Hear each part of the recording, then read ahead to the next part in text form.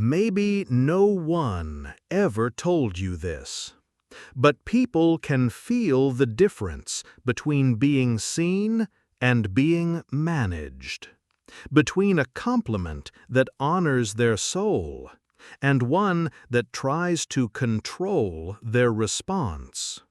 That's why so many compliments fall flat. They sound good, they use the right words, but something about them feels off. And deep down, we know why. Because flattery isn't truth. Praise that's too general, too polished, too disconnected. It triggers suspicion, not connection. It makes the heart close, not open. And here's the paradox. Most people aren't bad at encouraging others. They're just not specific enough. They don't compliment the behavior. They compliment the personality. And when we do that, our words float away like smoke. You say, "You're amazing." They nod, smile, and forget it 10 seconds later. But when you say, "The way you stayed calm during that meeting changed the whole atmosphere. It made me breathe easier too," that lands. That lives in someone. Why? Because it's rooted in a moment, a behavior, a real impact. You're not trying to shape how they see themselves.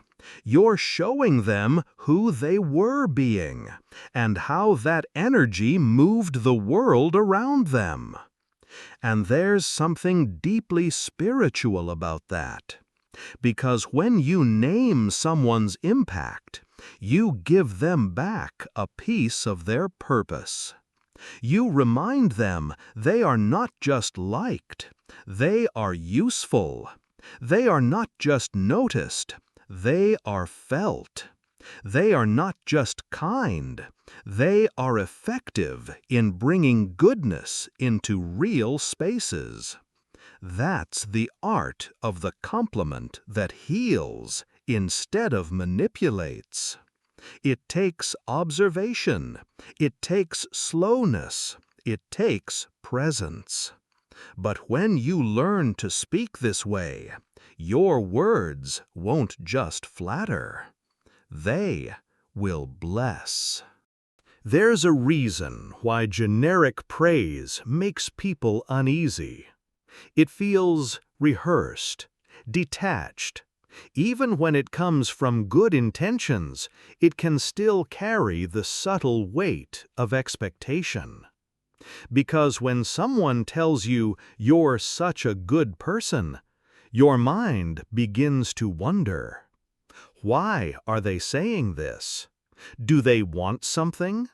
What if I don't live up to that image tomorrow? You see, compliments that focus on traits can feel like labels.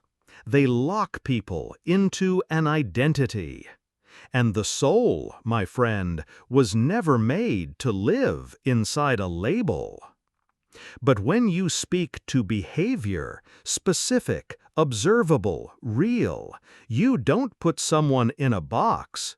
You hand them a mirror that reflects not their worthiness, but their effectiveness, not their value, but their impact. And that's where the heart opens. Instead of, "You're always so creative," try, "When you reorganized that whole process yesterday, it made me feel less overwhelmed. That was brilliant." Instead of, "You're such a generous person," say, "The way you stayed late to help her without making it about yourself taught me something about quiet generosity." That's not flattery, that's honoring a moment.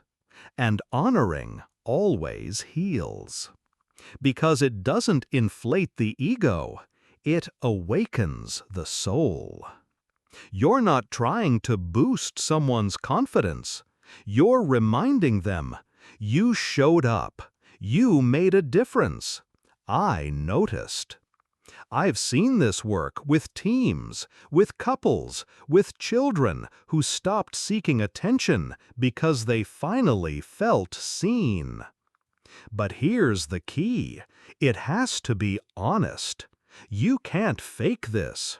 You have to be present enough to notice, still enough to care, humble enough to speak it simply. Because the most powerful compliments aren't poetic. They're precise, quiet, clean. They don't carry pressure. They carry peace. I've come to believe that the deepest compliments are not about praise. They're about presence. They're about witnessing someone in their quiet excellence, not to boost their ego, but to affirm their impact. It's easy to overlook this. In a world that rewards performance and speed, we're trained to notice the loudest achievements. But the most powerful affirmations are usually born in silence, in the still moments where someone did the right thing and thought no one noticed. When you learn to name those moments, you become more than a communicator. You become a mirror of dignity. I remember a man who once told me, I didn't realize I had any real influence until someone described how my tone helped them calm down when everything felt like chaos. It wasn't a dramatic story, but it reshaped the way he saw himself, not as someone needing to perform, but as someone already carrying peace. That's what specific praise does. It doesn't give identity, it reveals it. And, in a way, that's sacred work. Because you're not just being nice. You're practicing spiritual attentiveness. You're noticing something eternal in a fleeting moment. You're saying what you did mattered, not because it was big, but because it was beautiful. And sometimes the compliment isn't even said aloud. Sometimes it's a look, a pause, a quiet thank you after the moment has passed. That, too, is a kind of blessing, because it tells the other person, you don't have to try so hard to be impressive. Who you are when no one's watching, that's where your greatness lives. You can become the kind of person who sees others at that level, not by analyzing, but by paying attention, not by flattering, but by noticing. And when you speak from that place, your words don't manipulate, they minister. So, from this day forward, let your compliments be more than words. Let them be moments of quiet recognition. Moments that say, I saw that, I felt it, and it meant something to me. Because the world doesn't need more praise, it needs more presence. It doesn't need louder affirmations, it needs deeper attention. And when you offer that kind of affirmation, simple, specific, honest, you become someone others feel safe around. Not because you always say something nice, but because when you do speak, they know it's real. So here's a practice. Today, notice one person, not for who they are, but for what they did. Something small, something subtle, something beautiful. Then name it, gently. No exaggeration, no drama, just truth. Say, I noticed how you stayed until the end to clean up. That mattered to me. Or, the way you spoke to her, it brought calm to the whole room. Thank you. Watch what happens. You won't just encourage them. You'll anchor them. You'll show them a part of themselves they may have forgotten. And that, my friend, is what a true compliment does. It doesn't inflate the image. It restores the essence. So, be the one who speaks that way. Slowly, truthfully, softly. And when you're tempted to flatter, pause.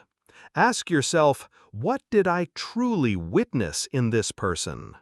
Not what makes them special, not what makes them likable, but what they chose to do that carried light into the room. Name that, affirm that, and let your words be a gentle reminder that someone's daily effort did not go unseen. Because we all want to be seen, not praised, not admired, just seen. And your presence, your attention, your language, those can become sacred gifts. Not tools of persuasion, but quiet instruments of grace.